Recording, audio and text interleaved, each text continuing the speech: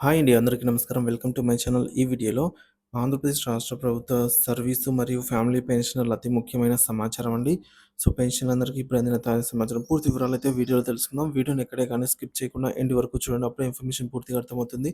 Video చూస్తున్న ప్రతి ఒక్కరు వీడియోకి లైక్ చేయండి ఫ్రెండ్స్. వీడియోని తోటి పెన్షనర్ మిత్రులతో అయితే షేర్ చేయండి. కొత్తగా మన ఛానల్ చూస్తున్న వారు సబ్స్క్రైబ్ చేసుకోకుంటే వెంటనే మన ఛానల్‌ని సబ్స్క్రైబ్ చేసుకోండి. దీని ద్వారా నేను చేసే లేటెస్ట్ వీడియోస్ అన్నీ మీ వరకు రీచ్ అవుతాయి. ఇక ఆలస్యం చేయకుండా వివరాల్లోకి అయితే వెళ్ళిపోదాము. ఫ్రెండ్స్, ఇక విషయానికి వచ్చినట్లయితే ఆంధ్రప్రదేశ్ సర్వీస్ మరియు ఫ్యామిలీ పెన్షనర్ల ముఖ్యమైన సమాచారం, లైఫ్ సర్టిఫికేట్ సమర్పణలో తీసుకోవాల్సినటువంటి జాగ్రత్తలు అయితే ఇక్కడ తెలుసుకుందాం. ఆంధ్రప్రదేశ్‌లోని రాష్ట్రంలో సర్వీస్ మరియు ఫ్యామిలీ పెన్షన్ పొందుతున్న వారందరికీ నమస్కారం అండి. మీరు మీ యొక్క వార్షిక ధృవీకరణ అంటే యాన్యువల్ వెరిఫికేషన్ కోసం లైఫ్ సర్టిఫికేట్‌ని సంప్రదించడానికి ఈ నెల 28వ తేదీ చివరి తేదీగా అయితే పరిగణించబడుతుంది. కాబట్టి పెన్షన్ తీసుకుంటున్న ప్రతి ఒక్కరూ ఆన్‌లైన్‌లో లైఫ్ సర్టిఫికేట్‌ని సబ్మిట్ చేయాలి. ఈ ప్రక్రియలో మీరు తీసుకోవాల్సిన జాగ్రత్తల గురించి తెలుసుకుందాము. లైఫ్ సర్టిఫికేట్ సమర్పణలో తీసుకోవాల్సిన జాగ్రత్తలు. లైఫ్ సర్టిఫికేట్ సబ్మిట్ చేసేటప్పుడు పెన్షనర్లు కొన్ని ముఖ్యమైన విషయాలను గుర్తుంచుకోవాలి. ముఖ్యంగా 2024 జనవరి మరియు ఆ తర్వాత పదవి విరమణ చేసిన వారు లేదా ఫ్యామిలీ పెన్షన్ పొందుతున్నవారు ఈ క్రింది విషయాలనైతే గమనించాలి.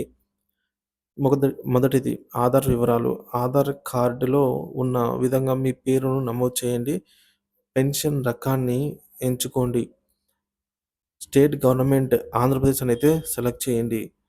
ఇక డీటీఓ లేదా ఎస్టీఓ ఆప్షన్ ఎంచుకోండి. మీ ట్రెజరీ పేరును జాగ్రత్తగా సెలెక్ట్ చేసుకోండి.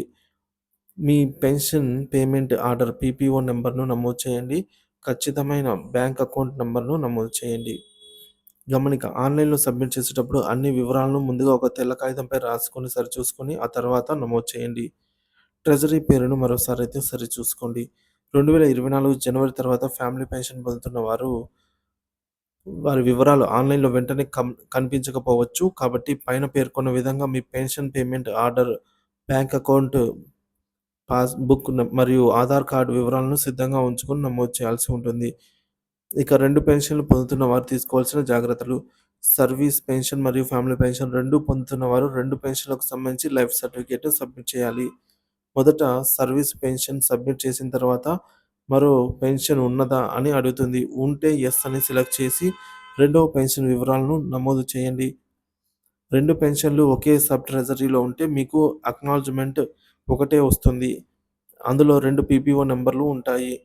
2 వేరు వేరు సబ్ ట్రెజరీలో ఉంటే ఒక పెన్షన్ సబ్మిట్ చేసిన తర్వాత పీపీఓ నంబర్‌తో జీవన ప్రమాణ ఐడీ వస్తుంది. తర్వాత మరొక పెన్షన్ సర్టిఫికేట్ కోసం ఆప్షన్ అడుగుతుంది. యెస్ అని సెలెక్ట్ చేసిన వారి పూర్తి వివరాలు సబ్మిట్ చేయాలి.